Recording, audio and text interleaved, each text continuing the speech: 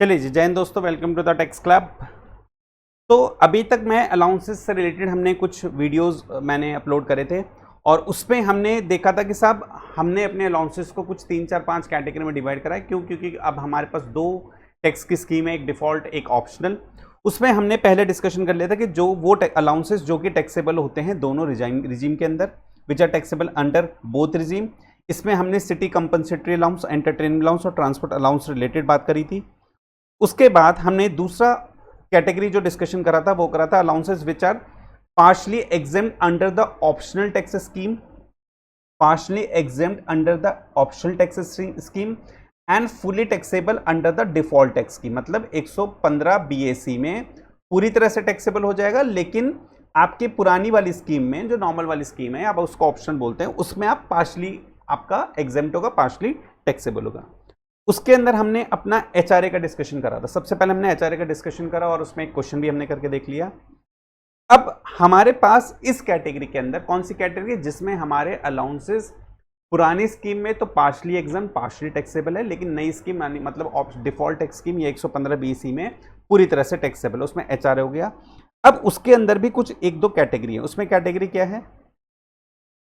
इसी कैटेगरी में पहला जो पॉइंट आता है वो क्या आता है कि भैया special allowance to meet expense relating to duties और पर्सनल एक्सपेंस। अब देखिए, ये वो सारे अलाउंसेस हैं जो पार्शली एग्जाम पार्शली टैक्सेबल हैं, किसमें? ऑप्शनल में, और डिफॉल्ट में पूरी तरह से टैक्सेबल हैं।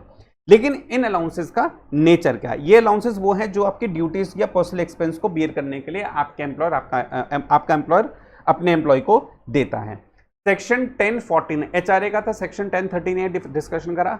अब हमारे जितने भी देखिए, मैं काफी सारे अलाउंसेस पढ़ने पड़ेंगे। ये सारे अलाउंसेस आपके सेक्शन 1014 के अंदर फॉल होते हैं और इसके साथ एक रूल स्पेसिफाई करा गया है। उस रूल को कहते हैं रूल 2BB। ठीक है, सेक्शन 1014 एंड रूल 2BB के अंदर हम बाकी अलाउंसेस का डिस्कशन करेंगे। अब इसके अंदर पहली कैटेगरी क्या है अलाउंसेस की? which are exempt to the extent of amount received या amount spent for the performance of official duties employment office whichever is less। देखिए, इसको सीधी सी भाषा में अगर कहूँ, सेक्शन 1014(1) के अंदर, अब फिर बता रहा हूँ, जितने भी आपके अलाउंसेस हम डिस्कशन करेंगे सारे के सारे सेक्शन 1014 के अंदर वो अलाउंसेस फॉल करते हैं। और सेक्शन 1014(1) के अंदर जो पहली कैटेगरी है वो कैटेगरी है जो आपकी पर्सनल या ऑफिशियल जो आपकी ऑफिशियल या पर्सनल एक्सपेंस को पूरा करने के लिए, आपकी ड्यूटीज को पूरा करने के लिए या आपके पर्सनल एक्सपेंस को बियर करने के लिए, उसको उस खर्चों को आपको पे करने के लिए आपका एम्प्लॉयर अपने एम्प्लॉय को देता है। सेक्शन 1014 रूल 2BB के अंदर सारे अलाउंसेस आते हैं। उसके अंदर जो पहली कैटेगरी है वो सेक्शन 1014(1) की, जिसमें क्या कहता है, ये तीन वो अलाउंस है। देखिए, पहले क्या होता था, पहले से 5 अलाउंस होते थे, लेकिन इनको भी अलग अलग डिवाइड कर दिया गया है। ठीक है, क्योंकि इसका नेचर अलग अलग हो गया है। अब ये वो तीन अलाउंसेस हैं, हेल्पर, रिसर्च और यूनिफॉर्म अलाउंस। जितना आपको पैसा मिलेगा, मान लीजिए आपको इसमें 10,000 रुपये मिले और आप कह रहे हो कि भैया मेरे 10,000 के 10,000 खर्च हो गए, तो भैया पूरा का पूरा अलाउंस एग्जेम्प्ट, कोई टैक्स नहीं लगेगा। आप अगर कह रहे हो आपको 10,000 रुपये मिले और आपने कहा भैया मेरे 10,000 के 10,000 खर्च हो गए, तो टैक्सेबल क्या हो गया? 0। आपने कहा कि भैया मेरे को 10,000 रुपये मिले और मेरे 8,000 खर्च हुए, तो 2,000 क्या हो जाएगा? टैक्सेबल। ठीक बात है। आपने कहा भैया मुझे 10,000 रुपये मिले, मेरे 11,000 रुपये खर्च हो गए, तो 1,000 रुपये आपके एक्स्ट्रा खर्च हो रहे हैं, तो क्या इस पर टैक्स लगने का तो कोई लॉजिक है ही नहीं, क्योंकि आपका खर्चा ज्यादा हुआ है। क्या ये 1,000 रुपये गवर्नमेंट आपको दे देगी? उसका भी कोई लॉजिक नहीं होता। तो ऐसे केस में 11,000 आपके ज्यादा खर्च हुए हैं, तो यहाँ पे लिखी हुई है अमाउंट रिसीव्ड और amount spent whichever is less, वो एग्जेम्प्ट होगा, which are exempt to the extent. तो amount received, amount spent, whichever is less, whichever is less क्या है? 10,000 रुपये। 10,000 रुपये एग्जेम्प्ट हो गए। हमने यहां पर जब 8,000 का वाला का एग्जाम्पल लिया था, amount received, amount spent, whichever is less, क्या हमारा एग्जाम कर दिया? हमने 8,000 एग्जाम कर दिया, तो हमने 2,000 का टैक्स लगा दिया था। तो सिंपल सी बात में कि आपको जो अमाउंट मिलेगी वो एग्जेम्प्ट हो सकती है अगर आप खर्चा पूरा दिखा दोगे। लेकिन आपको अमाउंट मिली 10,000 रुपये, खर्च ही आपने 9,000, 8,000, 7,000 करें, तो बैलेंस अमाउंट आपको एक्स्ट्रा मिला है ना, तो उसको टैक्स दे दो, क्या दिक्कत है? लेकिन प्रैक्टिकल लाइफ में कोई इस पर टैक्स देता होगा? या कोई कहता होगा कि भैया 10,000 रुपये में मेरा तो खर्चा 8,000 हो गया, बल्कि भैया 10,000 के 10,000 के बिल लगाता होगा, या बल्कि ज्यादा के बिल लगाएगा, लेकिन कम का कोई नहीं लगाएगा। नॉर्मल केस में ऐसा ही होता है। चलिए, इसके अंदर 3 कैटेगरी है, हेल्पर अलाउंस, रिसर्च अलाउंस और यूनिफॉर्म अलाउंस। हेल्पर अलाउंस क्या है? सब वो अलाउंस जो कि grant to meet the expenditure on a helper of official duties. ऐसा होता है असिस्टेंट वगैरह, भाई कोई इंजीनियर है किसी प्रोजेक्ट पे काम करने जा रहा है, अब वहां पे बहुत से ऐसे काम होते हैं जो छोटे मोटे काम होते हैं, ठीक है, वो इंजीनियर सारे काम में नहीं लग सकता, तो उसको एक हेल्पर दे दे कि भाई ये हेल्पर ले जा अपने साथ और जो छोटे मोटे काम है अपना कराते रहिए, उसके लिए जो सैलरी वैल्यू होती है, जो उसका खर्चा पानी होता है, हम उसको अलग से तुझे हेल्पर अलाउंस के नाम से दे देंगे। तो हेल्पर अलाउंस क्या है? Grant to meet the expenditure on a helper for official duties. लेकिन यहाँ पे ध्यान रखना पड़ेगा, सिर्फ ऑफिशियल ड्यूटीज ही करे वो हेल्पर। अगर आपके घर में झाड़ू पोछा बर्तन कर रहा है तो उसके लिए अलाउंसेस अवेलेबल नहीं है। ऐसे केस में आपने अपने हेल्पर को ऑफिशियल ड्यूटीज में यूज ना करके अपने पर्सनल काम के लिए यूज करा और आपको 10,000 रुपये अलाउंस मिल रहा है, तो भैया कोई खर्चा नहीं करा, फिर आपको कोई एग्जेम्पशन नहीं मिलेगी, पूरा का पूरा 10,000 टैक्सेबल हो जाएगा, क्योंकि वो हेल्पर आपकी ऑफिशियल ड्यूटीज में परफॉर्म नहीं कर रहा है। Research allowance, grant for encouraging academic research and training pursuit. ऐसा भी होता है, कुछ एम्प्लॉयर अपने एम्प्लॉय को चाहते हैं आगे पढ़ो, आगे बढ़ो और खूब पढ़ो, ऐसा बोलते हैं कि भैया कोई पढ़ाई कर लो, कुछ रिसर्च कर लो, कोई ट्रेनिंग वगैरह दे दो। ऐसे अगर कोई एम्प्लॉयर अपने एम्प्लॉय को इस तरह से कोई पैसा वैसा देता है, कोई रिसर्च अलाउंसेस देता है, तो उस एम्प्लॉय ने जितना खर्चा करा होगा वो एग्जाम, बाकी का बचा टैक्सेबल। अमाउंट रिसीव और spend whichever is less, वही हमारा एग्जाम हो जाएगा। यूनिफॉर्म अलाउंस ये इनको मिलता होगा, पुलिस वालों को मिलता होगा, नेवी आर्मी मिलिट्री सारे डिफेंस सिस्टम को मिलता होगा, बिल्कुल मिलता है। Grant to meet expenditure on purchase और मेंटेनेंस ऑफ यूनिफॉर्म। परचेज या फिर मेंटेनेंस, अपनी यूनिफॉर्म को परचेज करने के लिए, मेंटेन करने के लिए अगर आपका एम्प्लॉयर आपको कोई अलाउंस दे रहा है, that is the uniform allowance दे रहा है, तो जितना आपको मिला है या जो आपने खर्च करा है विच एवर इज लेस ही आपको एग्जेम्प्ट करना पड़ जाएगा। ठीक है, तो ये मेरे कुछ हेल्पर, रिसर्च और यूनिफॉर्म अलाउंस थे जो कि सेक्शन 1014(1) में फॉलो होते थे। इसी तरह से कुछ और अलाउंसेस होते हैं जो सेक्शन 1014(2) में फॉलो होते हैं और इसमें बड़ी लंबी लिस्ट है, इसको हम जरा धीरे धीरे आराम आराम से पढ़ेंगे क्योंकि इसमें आपको काफी सारी अलाउंसेस पढ़ने को मिलेंगे। सेक्शन 1014(2) अब यहाँ पे क्या कहता है? अभी तक हमने ऊपर पढ़ा था कि अमाउंट रिसीव्ड या amount spend whichever is less, यहाँ पे कह रहा है कि allowance which are exempt to the extent of amount received और अमाउंट स्पेंड। नहीं साहब, अमाउंट रिसीव्ड या फिर एक लिमिट बताई दी गई है विच एवर इज लेस। भाई ऊपर वाले केस में हमने कहा कि जितना आपको मिला और जितना हमने खर्चा कर दिया कोई दिक्कत नहीं है साहब, 10,000 मिला 10,000 खर्च कर दिया, कोई टैक्सेबल नहीं है।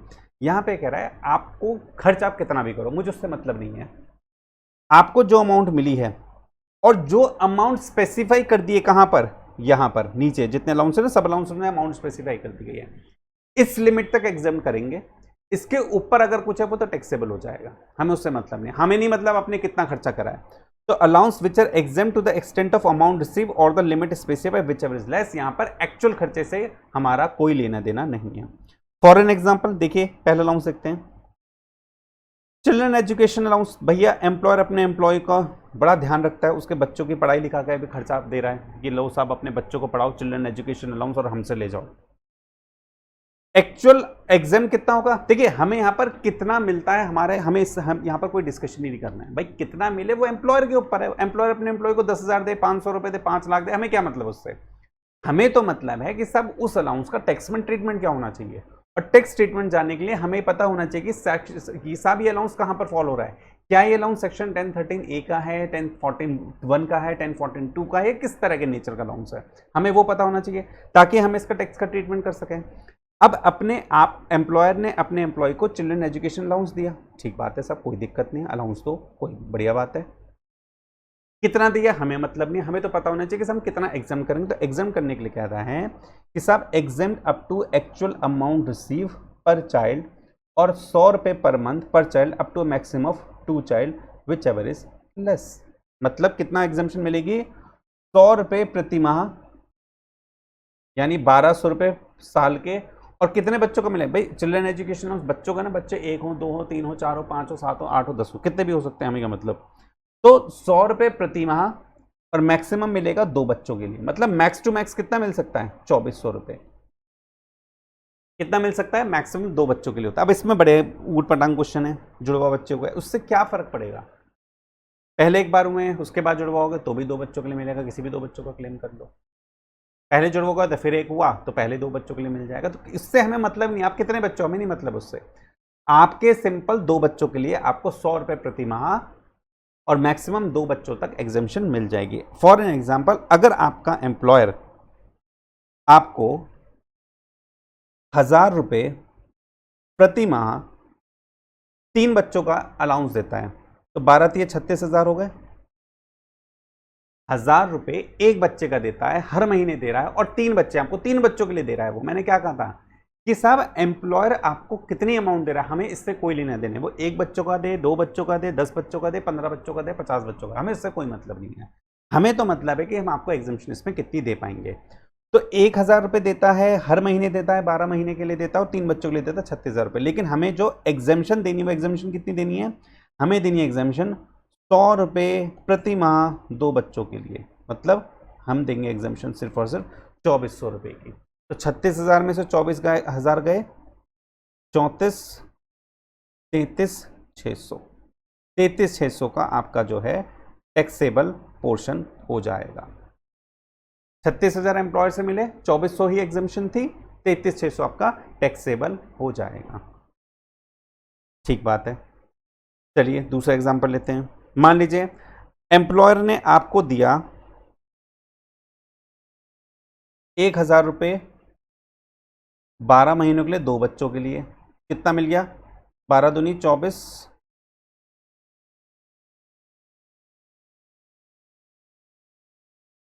12 दूनी 24,000 रुपये हो गए। एग्जम्पशन कितनी मिलेगी, 100 रुपये प्रति माह 2 बच्चों के लिए। अभी भी कितना मिलेगा, 2400 एग्जम्पशन हो जाएगी। टैक्सेबल कितना हो जाएगा, 21,600, 22, 23, 24, 21,600 आपका क्या हो जाएगा, टैक्सेबल हो जाएगा। कोई दिक्कत नहीं, बड़ा सिंपल है। चलिए एक और एग्जांपल ले लेते हैं इसमें। मान लीजिए आपके एम्प्लॉयर ने दिया आपको 100 रुपये प्रति माह 3 बच्चों के लिए। अब बात आती है सब 100 रुपये दे रहा है, फिर तो कोई दिक्कत नहीं है। 1200 और 12 दिया 3600 रुपये मिल गए आपको। ठीक है, 3600 रुपये मिले। एग्जम्पशन क्या होगी, 100 रुपये प्रति माह 12 महीनों के लिए, लेकिन बच्चे कितने हैं, सिर्फ 2 के लिए ही। तो भी आपका कितना टैक्सेबल हो जाएगा, 2400 आपको एग्जम्पशन मिल जाएगी। टैक्सेबल आपका कितना पोर्शन हो जाएगा, 1200 रुपये आपके टैक्सेबल हो जाएंगे। 1200 टैक्सेबल हो जाएंगे, कोई दिक्कत नहीं है। लास्ट एग्जांपल, मान लीजिए वो दे रहा है आपको 80 रुपये प्रति माह, 80 रुपये प्रति माह 3 बच्चों के लिए। कितना हो गया ये, 96 और कितना हो जाएगा भाई, कैलकुलेट कर लो फटाफट से।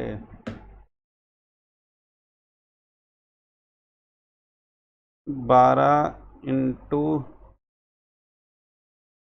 80 इंटू 3, 2880 रुपये दे रहा है। ठीक है, 2880 रुपये दे रहा है। अब दिमाग में क्या बात आ रही है कि सब 80 रुपये ही तो दे रहा है, लेकिन हमें तो 100 रुपये तक एग्जम्पशन है। लेकिन भैया जी हमें ये भी तो देखना पड़ेगा 3 बच्चों का होना। आपको सिंपल, आपको ये मत देखो कितना अमाउंट कितने बचे, आप टोटल अमाउंट देख लो। आपको 2880 रुपये मिले, आपको मैक्सिमम कितनी एग्जम्पशन मिल सकती थी, आपको एग्जम्पशन मैक्सिमम मिल सकती थी 100 रुपये की 12 महीने के लिए 2 बच्चों के लिए। तो 2400 तक की एग्जम्पशन मिल गई, 2800 मिले तो आपको 480 रुपये टैक्सेबल हो जाएगा। सिंपल सी बात है। बेशक 80 रुपये मिले थे, लेकिन बच्चे 3 थे ना, तो टोटल अमाउंट एक्सीड हो गया ना। मेरे टोटल अमाउंट 2400 से एक्सीड नहीं होना चाहिए। ठीक है, तो ये कुछ इस तरह के क्वेश्चन। अच्छा, आप दिमाग में एक बात और आती है कि साहब मुझे तो 100 रुपये 100 रुपये 12 महीने 2 बच्चों के लिए एग्जम्पशन थी, मतलब 2400 रुपये थी। अब मैं अगर आपसे ये बात करूं कि फॉर एन एग्जाम्पल कि वो एक बच्चे के लिए दे रहा है, मान लीजिए वो 200 रुपये प्रति माह 12 महीने का एक बच्चे के लिए दे रहा है, 2400 रुपये। ठीक है, 200 रुपये प्रति माह एक बच्चे के लिए दे रहा है। तो मैं ये कह रहा हूं कि भाई मेरी एग्जम्पशन थी 100 रुपये 12 महीने 2 बच्चों तक की, 2400 रुपये। तो मुझे क्या टैक्सेबल 0 होगा, कोई अमाउंट टैक्सेबल नहीं होगी। क्या बात सही है? नहीं साहब, बात ही गलत है। बेशक आपकी टोटल लिमिट 2400 के अंदर फॉल हो रही है, लेकिन जो आपको अमाउंट है ना एग्जम्पशन, वो है 100 रुपये प्रति माह।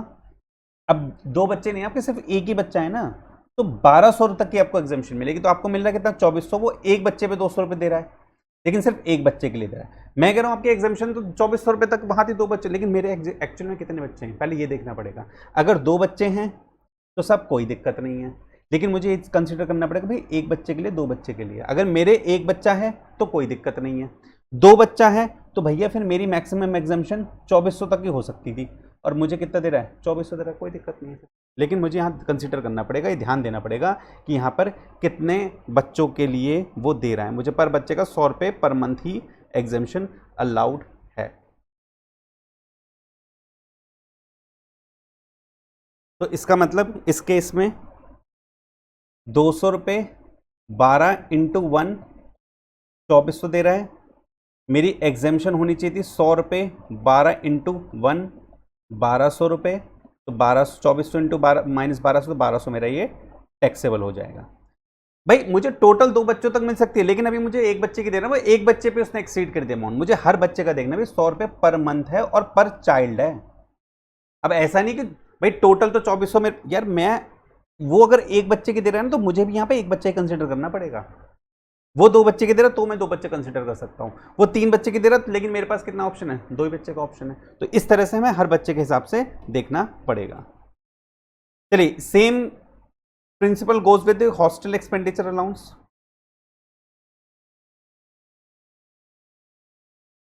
चिल्ड्रंस एजुकेशन अलाउंस 100 रुपये पर महीना था, यहां पर कितना है 300 रुपये प्रति माह, up to maximum of 2 children whichever is less, इसका हमने एग्जांपल ऊपर वाले क्वेश्चन चिल्ड्रन एजुकेशन कर दिया। तो यहां पर 100 की जगह 300 रुपये पर मंथ पर चाइल्ड की बात आ जाएगी। उसके बाद आता है ट्रांसपोर्ट अलाउंस। अब ट्रांसपोर्ट अलाउंस से रिलेटेड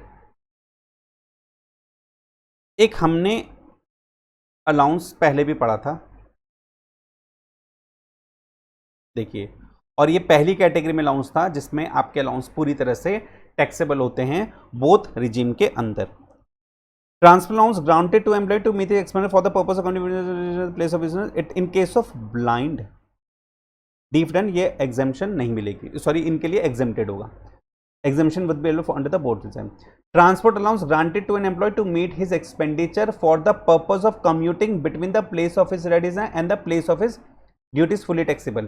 देखिए ये नॉर्मल ट्रांसपोर्ट अलाउंस है जो आपको अपने प्लेस ऑफिस और घर से आने जाने के लिए मिलता है। लेकिन यहां पर जो ट्रांसपोर्ट अलाउंस है ना, ये ट्रांसपोर्ट अलाउंस उन एम्प्लॉय के लिए हैं जो किसी ट्रांसपोर्ट सिस्टम में काम करते हैं। Allowed to transport employee working in any transport system, ये उन एम्प्लॉय के लिए है जो किसी ट्रांसपोर्ट सिस्टम में काम कर रहे हैं। ऐसा नहीं वो ट्रांसपोर्ट अलाउंस था जो पूरी टैक्सेबल था, फुली टैक्सेबल था, बोथ रिजीम में टैक्सेबल था, जब आप ऑफिस से घर से ऑफिस आने के लिए आपको अलाउंस मिलता है। लेकिन ये ट्रांसपोर्ट अलाउंस, मान लीजिए कोई ट्रक ड्राइवर है, उसको ट्रांसपोर्ट अलाउंस मिल सकता है क्योंकि ट्रांसपोर्ट सिस्टम में काम करता है वो। To meet his personal expenditure during his duty perform in the course of running of such transport from one place to another, क्या हो गया exemption, lower of the below two, कौन सी 70% ऑफ सच अलाउंस या फिर 10,000 रुपये per month, इन दोनों में से जो भी लोअर है। मान लीजिए आपकी सैलरी है, अच्छा सैलरी का यहाँ पे मतलब क्या होगा, सॉरी सैलरी का मतलब यहाँ पे अलाउंसेस है। मान लीजिए आपको अलाउंस मिलता है 10,000 रुपये, 70% कितना हो गया 7,000, 7,000 और 10,000 विच एवर इज लोअर, तो 7,000 आपकी मैक्सिमम एग्जाम्पशन होगी। तो 10,000 में से 7,000 एग्जाम्प्ट हो गए, 3,000 आपके क्या हो गए टैक्सेबल, ठीक है 3,000 टैक्सेबल हो गया। मान लीजिए आपको 10,000 का ट्रांसपोर्ट अलाउंस था, सॉरी 10,000 का तो ट्रांसपोर्ट अलाउंस हो ही गया है। मान लीजिए आपका था अलाउंस ट्रांसपोर्ट अलाउंस 20,000 रुपये का, 20,000 का 70% एक लिमिट आ जाएगी 14,000 रुपये, दूसरी लिमिट है हमारे पास 10,000 रुपये, विच एवर इज लेस, कितना लेस है 10,000 रुपये, तो एग्जाम्प्ट आपका कितना हो जाएगा 10,000 रुपये, तो टैक्सेबल कितना हो जाएगा 10,000 रुपये, ठीक है 10,000 रुपये टैक्सेबल हो जाएगा। थर्ड एग्जाम्पल, मान लीजिए आपको ट्रांसपोर्ट अलाउंस मिलता है 5,000 रुपये का, एक लिमिट आ जाएगी 3,500 रुपये, दूसरी लिमिट आ जाएगी आपकी 10,000 रुपये, विच एवर इज लेस कितना है 3,500 रुपये, तो 5,000 में से 3,500 एग्जाम्प्ट, 1,500 आपका टैक्सेबल। सिंपल है, कोई दिक्कत नहीं है। तो इस तरह से ट्रांसपोर्ट अलाउंस उन एम्प्लॉयज़ के लिए जो कि किसी ट्रांसपोर्ट सिस्टम में काम करते हैं, उनको अगर कोई अलाउंस मिलता है तो उनके लिए एग्जाम्पशन की लिमिट होगी 70% ऑफ अलाउंस या फिर 10,000 पर मंथ की बात हो रही है यहाँ पे, पहले बता रहे हैं, अभी हम मंथ की बात कर रहे हैं, हमने भी जितने भी एग्जाम्पल दे पर मंथ के अलाउंस की बात करें, per month which ever is lower. तो ये आपका ट्रांसपोर्ट अलाउंस की बात हो गई।